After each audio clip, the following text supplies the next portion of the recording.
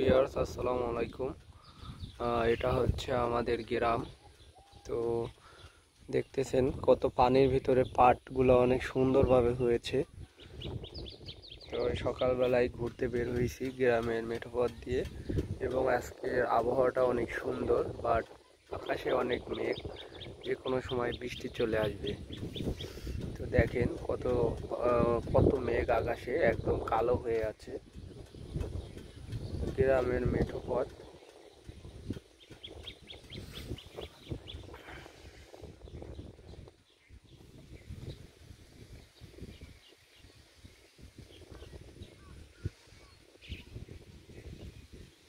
সকালের পরিবেশ আসলে অনেক সুন্দর, যা দেখলে যে কেউরই মন ভরে যাবে।